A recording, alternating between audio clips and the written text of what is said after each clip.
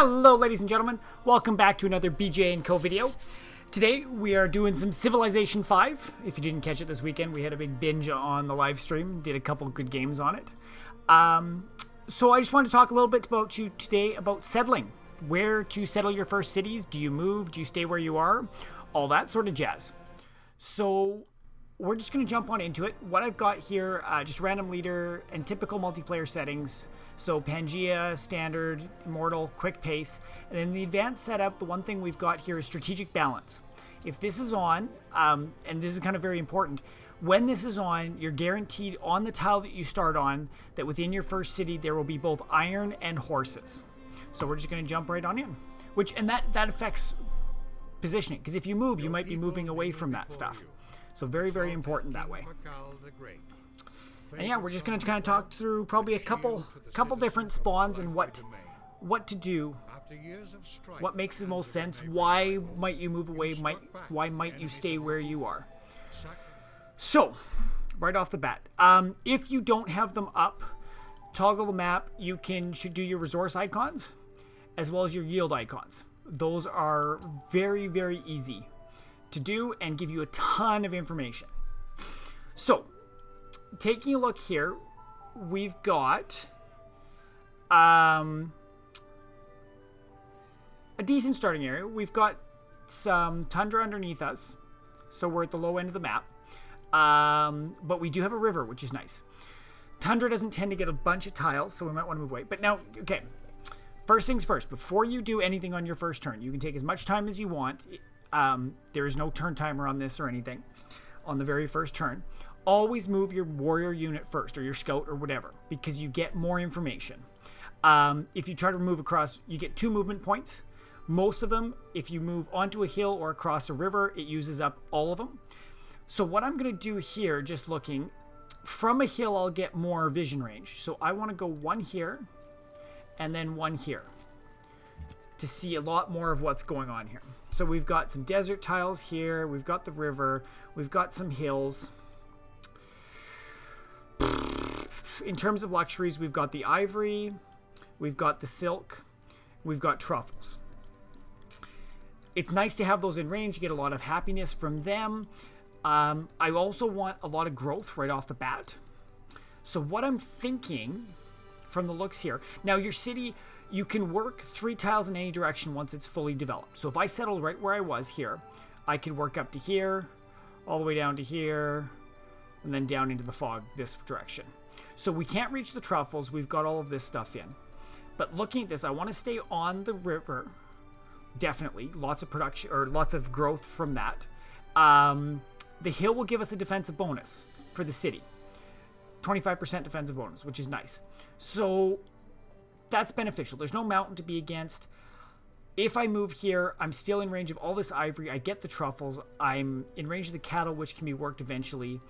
The only thing I might lose is horses and iron by moving.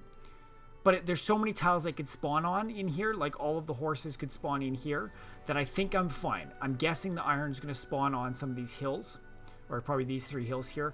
If I move here, I also keep the silk. So I'm going to go there. And then I'm going to settle right on the hill here. That'll give me a lot of production right off the bat.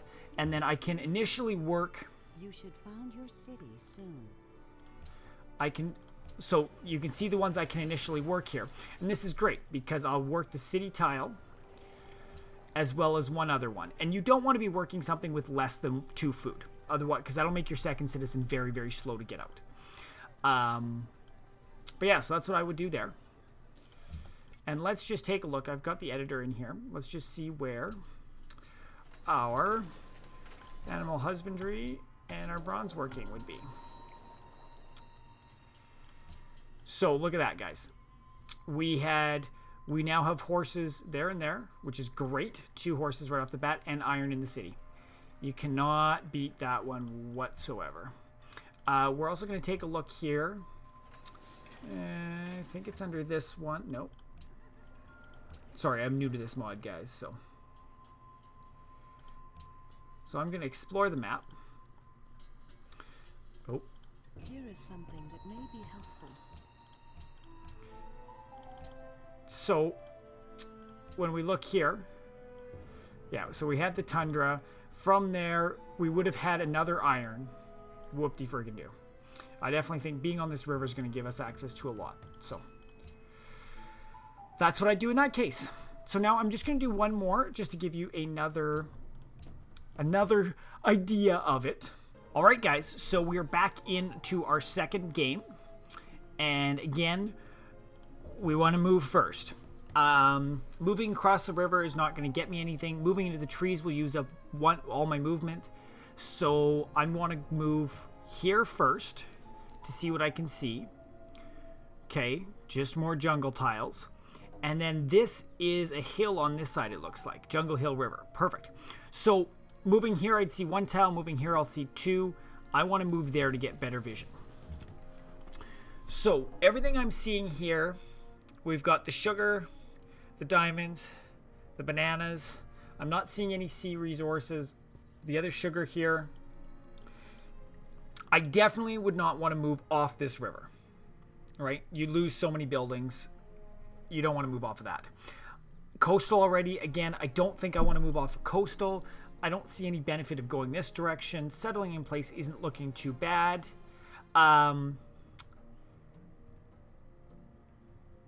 The only thing I might do here is settling on the sugar to get that initial boost of gold. There's nothing that's screaming to me. That might be our iron there in the hills. But there's nothing screaming to me. So yeah, I would probably move there. Gives us a little bit more access to what's going on. Sorry, not what's going on.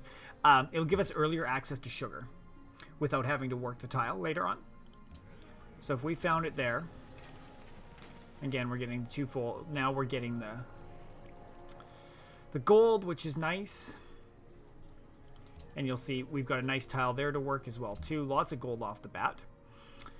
So that's my thought process there. But again, let's take a look. Where are our... So our horses, by moving, they're still both in range that are there. That's great. There's coal down beneath us. That's pretty awesome. And then we're going to do bronze working as well. And bronze working's right on not our bronze working. Our iron is right on the hill there, which is great. And I'm just going to do a bit of an exploration just to see what if we screwed up anything. So we actually got the bison in range for this, which is nice. We didn't lose out on the horses. There's no mountains. You know, we're going to be very low on production in this one. There's not really any hills.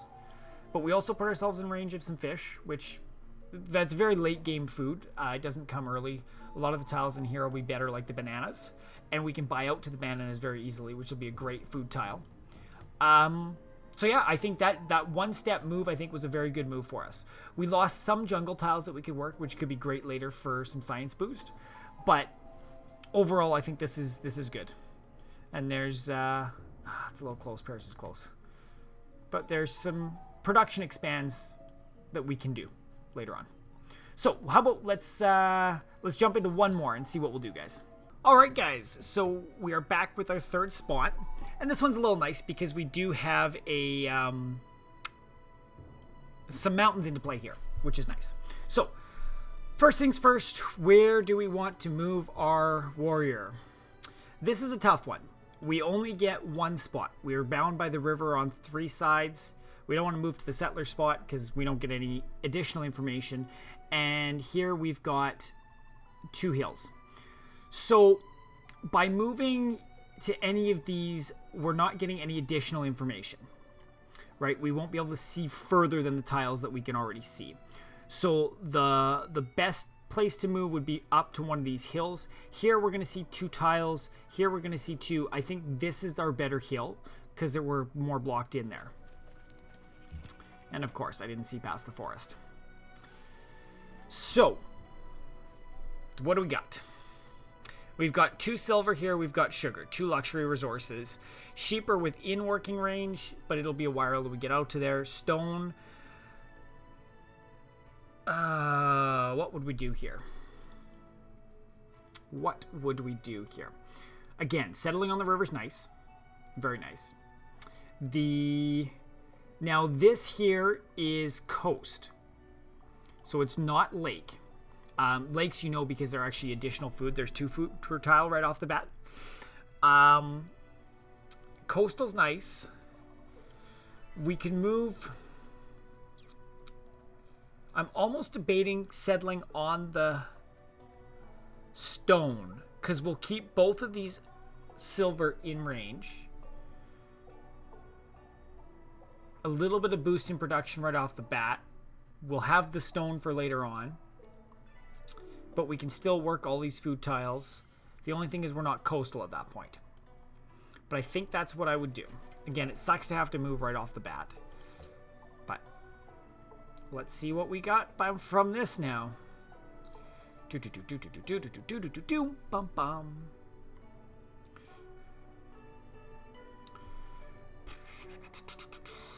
Why is this turn taking forever? Very odd. Very odd. So we've settled there. We can also buy out to some sheep if we need. But again, we'll have to work that to make it really productive. We've got tiles that we can work that give us good returns right off the bat. Remember, you always want, if at all possible, a minimum of 2 food. A 3 food is really wonderful. Can just really get you a great start. So, where are our horses? So good, horses are right beside us, and our bronze working. For where is our iron? And what do we got? Let's explore the map too at the same time. Come on. The city-state has requested your assistance. So, horses still right above here. That's great. Iron is still in range. So you've noticed that, you know, by moving one space here and there, odds are you aren't going to lose your stuff. But always keep that in mind. Always keep it in mind that by moving, you could be losing iron or horses. Keeping an eye on the tiles too helps that, you know, in terms of the plains and the hills, what they'll typically spawn on. I don't know right off the bat what they exactly all can spawn on. I might drop that down further in the future for you guys as I collect my information. But yeah, so I think this is good. It also gives us access to the 3rd silver. So we'll have lots of trading goods down the line. We've got the mountain, we've got the river, so access to basically every building except for coastal, which is unfortunate. But we've got good production tiles in the hills. We've got some good food tiles in here. Looks great. Not amazing, but I could definitely work with this one nicely. So that's, you know, that's what I look for when it's starting a civilization. Few key things to remember is always move your scouting unit first. Always, always, always. The more information you can get, the better. Keep in mind that when you do move your placement, if you're using the strategic balance for resources, you might be losing your iron or your horses. Take as much time as you need on that first turn, guys. You have all the time in the world.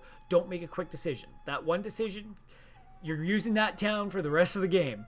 So make sure you put it in the best spot possible. And yeah, just keep in mind the distances, right? 3 tiles in every direction is what you can work. So keep in mind where down the line you can work, what it will grow out to.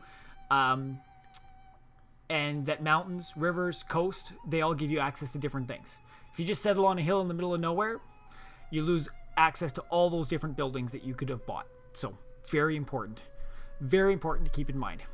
So thanks for watching, guys. I hope this has been very informative for you and there's good tips. If there's something I missed or you want to point something out that could make the settling choices a little bit easier, throw it in a comment down below. I always like to hear and make these better for everybody in the future. If you enjoyed it, don't forget to smash that like button. It's nice to know that people enjoy what's going on. And if you want to see more videos like this, don't forget to subscribe to the channel. We're also on social media if you want to check us out on Facebook, Twitter, Twitch, all that fun stuff. It's BJ&Co. So thanks again for watching, and we'll see you guys next time.